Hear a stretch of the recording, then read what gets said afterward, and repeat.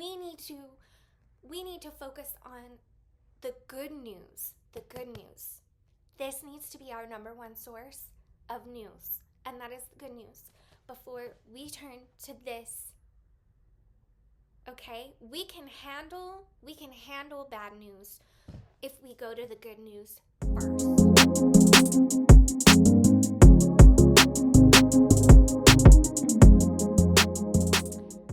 Welcome to my channel, The Free Life. I'm Joni.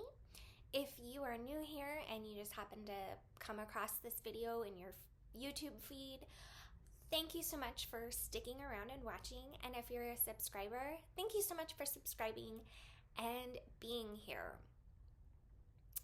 First, I want to wish you all a happy new year, happy 2025. I hope everyone had a wonderful holiday season. So, as most people do in the new year,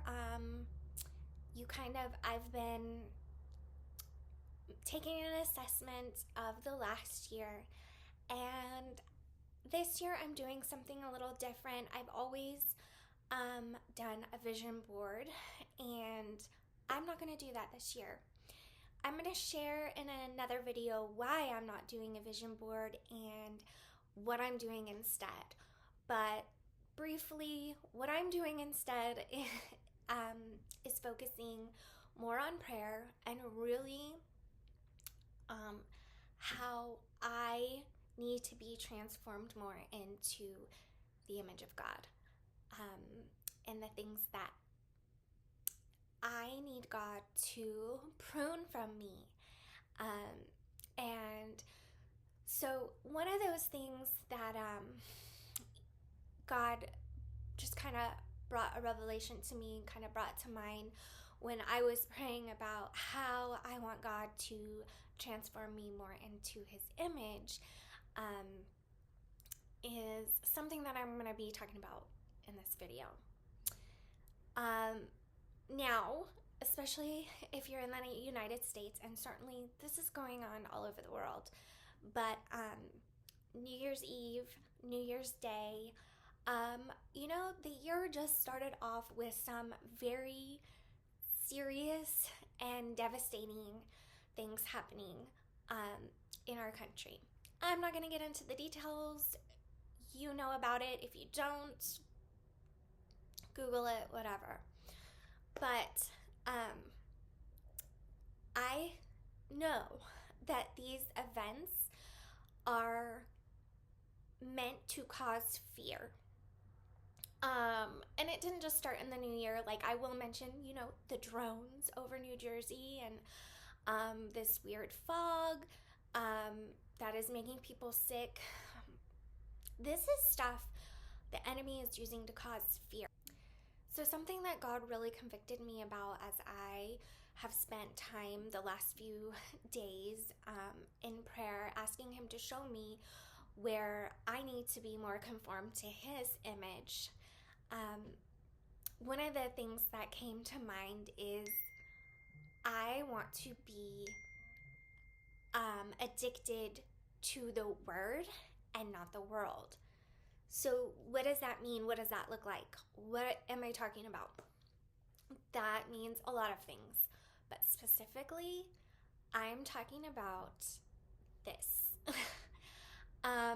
So many of us, myself included, first thing in the morning is I grab this before I grab this. I go to my news source that I use, which is on here, before I go to the source of all life, the source of peace, the source of all knowledge, all wisdom, all hope, everything good. Why am I doing that? Why am I doing that?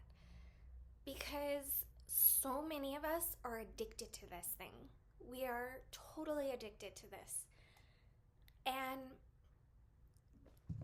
the reason why the term world addicted, like I want to be addicted to the word and not the world is because we literally have the world in our hands. Everything. We have the internet. We have access to an insane amount of information. Not only that, don't even get me started on social media and the influencer culture. We have people influencing us to buy things, to believe things, to buy into this, a lot of them, fake lifestyle. They're faking it. That's just one example. That is just one example. I'm not knocking social media. I'm not trying to knock influencers. I know that there are people who really, truly are trying to influence people for good, influence people for change, influence people for the Lord. I'm not talking about those kinds of influencers, but let's be real. Those get lost in the pile. Those get lost in the algorithm of influencers trying to influence us into buying things to have a better life. Okay. Little side rant over, but that is just an example. So I'm using the example of these things going on in the world and all this stuff that causes fear. I'm using this as an example of part of being addicted to the world, because we get on here and we just see negativity. We see, as much as you program your phone, as much as you pick the apps you choose and the time you stay on here, you cannot control not 100% seeing the negativity or the things that cause you to feel bad about yourself, cause you to compare yourself to others, the gloom and doom of the world. So the enemy is doing all these things in the world because his time is coming to an end. It's closer to Jesus' return. So he's starting to pull out all the stops. He's starting to pull out all the stops. And so there's chaos. There is so much evilness. And a lot of things, honestly, have been going on for a long time, but they're just coming into light. And that's good, because we can't do anything about evil if it's hidden. Things have to come to light in order for them to be destroyed, right? For evil to be destroyed, we have to know what's going on. We have to know what it exists. Okay, so I want to encourage you in what God is encouraging me to do. And that is, before I pick this up in the morning, I need to pick this up in the morning. I need to spend time in this, okay? This is our hope. This is actually the truth. This is what anchors our soul as Christians, as believers. This is our anchor. This pulls us into Jesus. This draws us into God. This draws us into the truth. Because when we're looking at the doom and gloom, how easy is it to become discouraged and become hopeless? We need to keep our eyes on God. This needs to be our source when we wake up in the morning. We need to focus on the good news. The good news.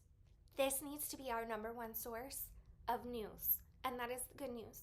Before we turn to this, okay? We can handle bad news if we go to the good news first. We can keep our mind set on things above and in the godly heavenly perspective if we go to this first before we go to this verse. Okay, so I want to share with you a verse that God led me to. And this is actually, I had prayed about. I said, God, do you have a verse of the year for me? And when he led me to this verse, I knew the Holy Spirit was like, this is your verse of the year. So it is Romans 12:2. I'm sure if you've been a believer for a while, you have definitely heard this one. It says, do not be conformed to this world, but be transformed by the renewal of your mind, that by testing you may discern what is the will of God, what is good and acceptable and perfect. Okay, that is literally my prayer. I had told God that is my prayer for myself for the year. I want to be transformed into his image, I want to be transformed by him and not by the world. So we are also to be in the world, but not of the world.